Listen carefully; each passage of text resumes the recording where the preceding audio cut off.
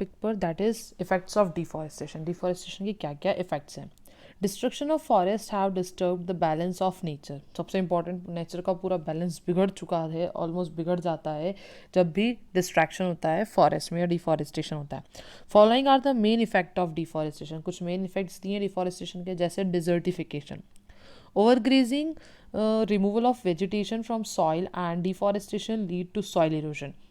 Overgrazing मतलब एक बहुत ज़्यादा कैटल्स को ग्रेस करवाना, मतलब वहाँ पर उनको चरवाना। उसके बाद वेजिटेशन से क्या होता है, जितने भी हरा भरी चीज़ होती है वो सारी ख़त्म हो जाती है, जो इससे क्या होता है डिफॉरेस्टेशन बढ़ जाता है और सॉइल इरोजन के चांसेस भी बढ़ जाते हैं। Soil erosion leads to the loss of fertile soil and humus, exposing the hard rocky surface beneath it. अब जैसे सॉइल इरोजन जो होता है उसमें क्या होता है, जो फर्टाइल सॉइल होता है वो हट जाता है पूरी तरीके से, और वहाँ पर सिर्फ, और जो ह्यूमस होता है मतलब जो कंटेंट होता है वो भी हट जाता है, वो रह क्या जाता है वहाँ पर, सिर्फ हार्ड रॉक सरफेस रह जाते हैं। This does not support growth of any vegetation resulting in the formation of desert. अब वो पथरीली जगह पे तो कुछ उग नहीं सकता, कुछ भी वेजिटेशन नहीं हो सकती, कुछ भी ग्रो नहीं कर सकते उसको, तो क्या होता है वो डेजर्ट में कन्वर्ट हो जाता है। Desertification is the process by which a fertile land becomes a desert. Desertification क्या है, ऐसी प्रोसेस जिसके अंदर अच्छा खासा उपजाऊ ज़मीन क्या बन जाती है, खाली ज़मीन, मतलब कि रेगिस्तान बन जाता है, डेजर्ट बन जाता है, सूखी ज़मीन बन जाती है। Reduce biodiversity, the animals lose their habitat and are unable to live in the remaining forest land. अब जब बायोडाइवर्सिटी रिड्यूस हो जाती है तो एनिमल्स को अपने अपनी जगह पर रहने, जैसे आपको अपने घर में ज़्यादा कंफर्टेबल होते हैं एज़ कम्पेयर टू दूसरे किसी घर में, तो वही एनिमल्स के साथ भी होता है, वो रिमेनिंग पार्ट जो होते हैं फॉरेस्ट के वहाँ पर भी वो रह नहीं पाते। Some of them become extinct and many become endangered. बहुत सारे जो होते हैं वो ख़त्म हो जाते हैं पूरी तरीके से, कुछ जो होते हैं वो थोड़े बहुत ही बचते हैं। ठीक है, over 70% of the world's plant and animals live in forest. 70% world के प्लांट और एनिमल कहाँ रहते हैं, फॉरेस्ट में रहते हैं। This reduction in their number has many negative consequences. और इनका अगर रिडक्शन हो जाता है तो इनके जो नेगेटिव कॉन्सिक्वेंसेज हैं वो बहुत ज़्यादा होंगे, हमारे लिए बहुत दिक्कत हो सकती है। वाटर साइकिल, नेक्स्ट इफेक्ट होता है वाटर साइकिल पे ऊपर। ठीक है, trees absorb water and help to maintain the water balance. ये हमें पता है ट्रीज वाटर को अब्जॉर्ब करते हैं, वाटर बैलेंस को मेंटेन करके रखते हैं। They release water vapour into the atmosphere by transpiration, thus helping to maintain the water cycle in nature. और ट्रांसपिरेशन होती है तो वाटर लॉस करते हैं, वो तो वो नेचर में जाता है, तो ऐसे साइकिल वो चलती रहती है। With reduction in the number of trees this entire cycle gets disrupted. अब ट्रीज कम हो जाएंगे तो अब्जॉर्ब भी कम कर पाएंगे पानी, वो ट्रांसपिरेशन भी, वो ट्रीज होंगे तो ट्रांसपिरेशन भी नहीं होना, तो ये पूरी साइकिल क्या हो जाती है, डिस्टर्ब हो जाती है। Increased green house gases, green house gases कुछ गैसेज हैं जो हमारे एटमॉस्फेयर को इफेक्ट करती है, उन्हें कहा जाता है ग्रीन हाउस गैसेज, वो बढ़ जाती हैं। Plants absorb the excess carbon dioxide produce, mostly plants ही अब्जॉर्ब करते हैं जो कार्बन डाइऑक्साइड प्रोड्यूस होता है। Fewer forest means increase in the amount of carbon dioxide which retain more heat in the atmosphere leading to severe global warming. और जैसे कि अगर कम फॉरेस्ट रहेंगे तो कार्बन डाइऑक्साइड कम अब्जॉर्ब होगी, तो टेम्परेचर जो है वो अर्थ का वो बड़ा रहेगा, पर मतलब हीट ज़्यादा रहेगी और वो क्या हो जाएगा, ग्लोबल वार्मिंग कॉज कर सकता है। फ्लड एंड ड्रॉट, नेक्स्ट है आपका destruction, flood and drought. Due to imbalance in the water cycle the pattern of rainfall changes causing drought in different places. अब इम्बैलेंस रहेगा, कहीं पानी बहुत ज़्यादा आता है, कहीं बिल्कुल नहीं आता, तो ये क्या होता है, बहुत रेनफॉल के जो सीजन, मतलब रेनफॉल का जो टाइम है वो अलग अलग हो जाता है, तो किसी जगह पर बहुत ज़्यादा रेनफॉल होती है, किसी जगह पर बिल्कुल सूखा पड़ जाता है। The roots of the trees help to absorb the rain water that percolates down the soil. Root क्या करते हैं, ट्रीज को, जो ट्रीज़ की रूट होती हैं वो ऑब्जॉर्ब करती हैं वाटर को और परकुलेट करती है सॉइल के अंदर। Without trees the rain water gets collected from streams and rivers lead to flooding. और अगर ट्रीज़ नहीं होंगे तो रेन वाटर को ऑब्जॉर्ब कौन करेगा, ऑब्जॉर्ब नहीं कर पाएंगे तो नदियाँ और जितने भी झरने वगैरह हैं सब फुल हो जाएंगे और वो बहुत ज़्यादा उफान पर आ जाएंगे तो वो फ्लड हो जाएंगी। Flooding adds to soil erosion, और फ्लडिंग से क्या होता है, सॉइल इरोजन होता है, मतलब सॉइल जो है वो बिखरना शुरू हो जाता है। Last problem is soil erosion. Trees hold the soil particles together. Without trees, the soil get washed away easily by wind and water, which further makes the land infertile. Soil erosion मतलब कि trees जो होते हैं वो soil को पकड़ के रखते हैं, जड़ों में जो बिल्कुल soil होता है जकड़ा हुआ रहता है, बट अगर trees नहीं होंगे तो सारा soil easily पानी तेज़ हवा से easily बह जाएगा और जितना भी इनफर्टाइल सॉइल है वो सारा ख़त्म हो जाएगा, फिर रह क्या जाएगा, सिर्फ इनफर्टाइल सॉइल, मतलब सिर्फ खाली खाली जगह। नेक्स्ट है कंजर्वेशन ऑफ फॉरेस्ट, कैसे हम फॉरेस्ट को कंजर्व कर सकते हैं, बचा सकते हैं। There is an urgent need to take action and protect the forest cover, हमें बहुत ज़रूरत है, बहुत ही ज़्यादा ज़रूरी है हमारे लिए कि हम फॉरेस्ट कवर को प्रोटेक्ट करके रखें। Some believe that to overcome the consequences of deforestation one has to simply plant more trees. Simple सा है कि आप अगर एक पेड़ काट रहे हैं तो कम से कम 2 तो लगा ही दें। 10 लगाने को कहा जाता है वैसे तो, बट 2 लगा दें आप, ताकि ये सिंपल सा तरीका है कि आपने अगर पेड़ काटा है तो आप दूसरा पेड़ उगा भी रहे हो, उसे मेंटेन करके रखें, तो वो आपके काम बराबर बैलेंस चलता रहेगा। दो this would help it will not solve all the problem, यहाँ हेल्प करेगा ये, बट ये सारी प्रॉब्लम को सॉल्व नहीं करेगा। Some of the measure taken to conserve forest are discussed below, कुछ मेजर्स हैं जो आपको करना चाहिए, जैसे कि afforestation.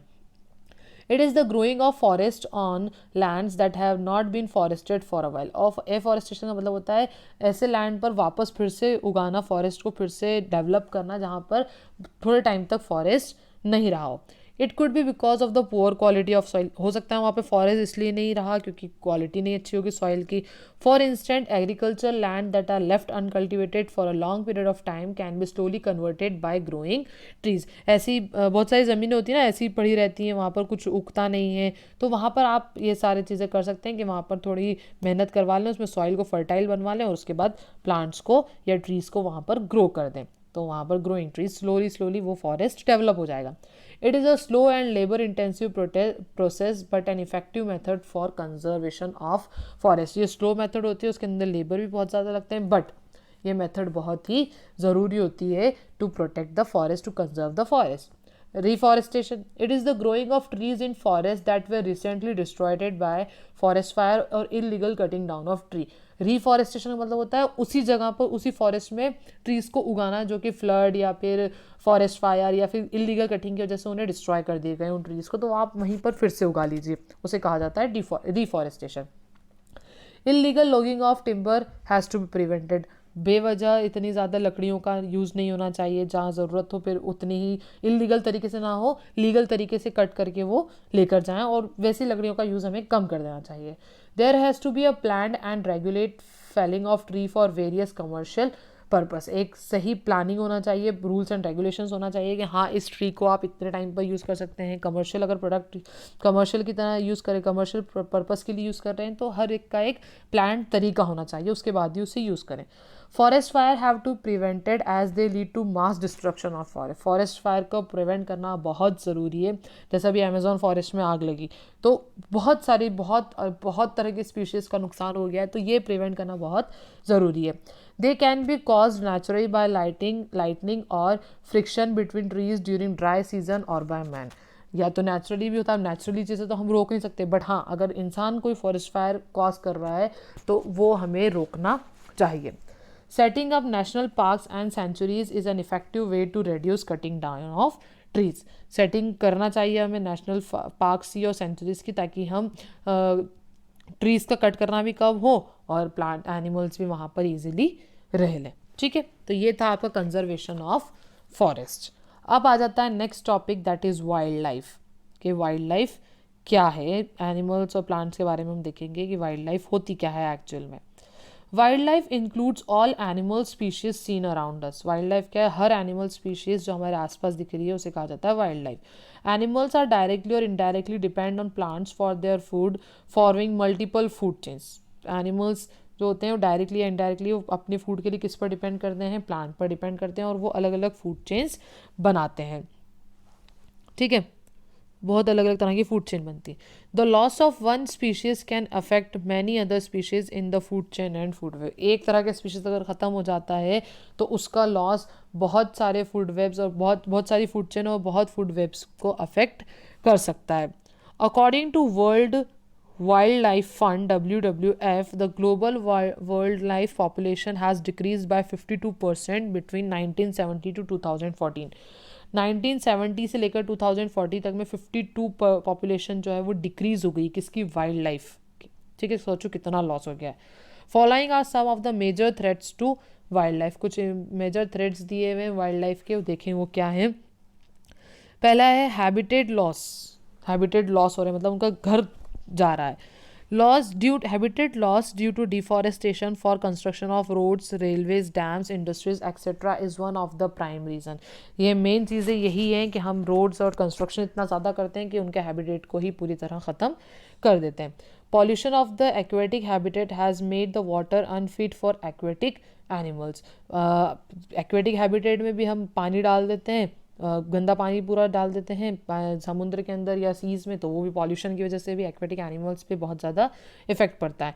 Untreated sewage, acid rains, industrial waste, excessive use of pesticides and fertilizers and oil spills are some common pollutants. So ये सारे pollutants हैं जो कि हमारे वाटर को pollute कर रहे हैं. acid rain, industrial waste, pesticides और fertilizer का ज़्यादा यूज़, oil spills होना, ठीक है. Air pollution and soil pollution can also lead to the death of several organism. और एयर पॉल्यूशन और सॉइल पॉल्यूशन की वजह से भी बहुत ज़्यादा ऑर्गेनिजम्स की जो है डेथ हो रही है, बहुत ज़्यादा लॉस हो रहा है.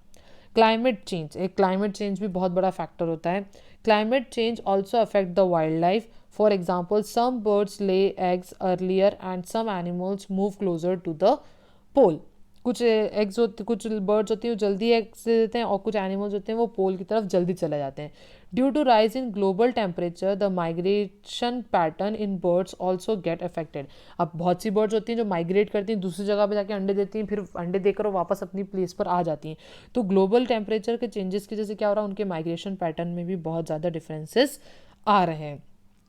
A rise in sea level can cause sea turtles to lose their nesting ground. और अगर sea level बढ़ जाता है तो sea turtles जो होते हैं वो अपने nesting ground पर जा नहीं पाते हैं और वहाँ पर वो ग्रो नहीं कर पाते, तो उनकी धीरे धीरे क्या होता है, वो sea turtles ख़त्म होना शुरू हो जाते हैं. नेक्स्ट है hunting and poaching of animals. Hunting और पोचिंग सबसे बड़ा फैक्टर है. क्यों करते हैं hunting? For their skin, claws, horns, bones and meat also poses a major threat. ज़्यादा अगर एनिमल्स को आप कट कर रहे हैं या उनके शिकार कर रहे हैं, पोचिंग कर रहे हैं, तो वो भी बहुत ज़्यादा नुकसानदेह है. हमें अपनी चीज़ अपने फ़ायदे के लिए नहीं करना चाहिए. Natural calamities such as flood, wildfires and landslides can disrupt the wildlife in those region. Natural calamities जैसे फ्लड, वाइल्ड फायर, ये भी क्या करती हैं, ये भी बहुत ज़्यादा अफेक्ट करती हैं वाइल्ड लाइफ्स को, क्योंकि नेचुरल कैलामिटीज़ उसमें इंसान का कोई हाथ नहीं है, बट हाँ हरकतें इंसान की हैं, उसके बाद ही नेचुरल कैलामिटीज़ इतनी ज़्यादा बढ़ती हैं, तो ये भी वाइल्ड लाइफ को बहुत ज़्यादा डिस्टर्ब कर देती है. ठीक है, अब हमने कॉजेज़ तो देख लिए, अब देखते हैं हम कैसे कंजर्व करना चाहिए हमें वाइल्ड लाइफ को. कंजर्वेशन ऑफ वाइल्ड लाइफ क्यों ज़रूरी है या कैसे करना चाहिए देखते हैं. Like forest, wildlife also help to maintain the ecological balance in the nature.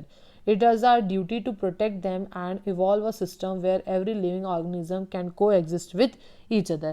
बहुत ज़रूरी है कि हम इकोलॉजिकल बैलेंस को मेंटेन करके रखें, वाइल्ड लाइफ और एनिमल्स और प्लांट्स के बैलेंस रहे, क्योंकि वो एक दूसरे कोएग्जिस्टेंस उनका बहुत ज़रूरी है. दोनों ही हमारे लिए इम्पॉर्टेंट है और दोनों ही अगर ख़त्म हो जाते हैं या कम हो जाते हैं तो हमारे लिए भी नुकसानदेह हैं. Following are some steps that need to be taken to save wildlife. कुछ स्टेप्स हैं जो आपको लेना चाहिए to save the wild life. पहला है population record of animals and all the information about them must be collected. सबसे पहले तो पॉपुलेशन पता होना चाहिए कि हाँ ये एनिमल इतने पॉपुलेशन में, ये एनिमल इतना है, और उसकी पूरा एक रिकॉर्ड सही होना चाहिए. That's why any decrease in the number can be identified easily and proper steps can be taken. और जैसे अगर कोई एनिमल की इंक्रीज़ हो रहे हैं या डिक्रीज़ हो रहा है उनका नंबर, तो ईजिली आइडेंटिफाइब रहेगा वो, और उसके लिए हम प्रॉपर स्टेप्स भी ले सकते हैं. Natural habitats can be protected by protecting forest. Forest को प्रोटेक्ट कर लो तो उनका घर बचा रहेगा, घर बचा रहेगा तो वो सुखी रहेंगे, ठीक रहेंगे. मतलब Government can impose a complete ban on hunting and capturing of wildlife and implementing strict laws on people involved in animal trade. Government को बहुत स्ट्रिक्ट रूल्स बनाना चाहिए, हंटिंग और कैप्चरिंग वाइल्ड लाइफ की ना हो, कम से कम हो, या फिर अगर वो ऐसा कर देते हैं, हंटिंग कर देते हैं, तो उसके लिए स्ट्रिक्ट लॉ होना चाहिए जो कि एनिमल ट्रेड्स ना करे. Captive breeding programme can help preserve the endangered species. Captive breeding मतलब कि उन एनिमल्स को देख लें जिनकी क्वांटिटी बहुत कम है, फिर उनकी ब्रीडिंग करवाई जाए ताकि उनकी ग्रोथ करवाई जाए, उनके यंग वंस को बर्थ दिलवाया जाए ताकि उनकी जो पॉपुलेशन है वो इंडेंजर्ड ना हो, मतलब ख़त्म ना हो. General awareness must be developed at national and international level about the need to protect wildlife. Normal awareness तो होना ही चाहिए जिससे कि किस तरह से हम प्रोटेक्ट करके रख सकते हैं वाइल्ड लाइफ को। People must be discourage from purchasing wild life product such as animal skin, claws, furs, ivory and other medicinal value item. हाँ, जितना हो सके हमें कम से कम यूज़ करना चाहिए, परचेज कम करना चाहिए वाइल्ड लाइफ प्रोडक्ट्स को, बट बहुत ज़्यादा ज़रूरी होता है तभी करते हैं, वैसे भी आजकल कोई करता नहीं है। हाँ, सिर्फ मेडिसिनल प्रोडक्ट्स हम ज़्यादा यूज़ कर लेते हैं एनिमल के, बाकी तो कोई चीज़ें हम इतनी यूज़ नहीं करते हैं, तो वो भी हमें बहुत कम से कम करना चाहिए, जब बहुत ज़रूरत हो तभी करें। ठीक है, अब नेक्स्ट चीज़ हम देखेंगे हमारे नेक्स्ट वीडियो में।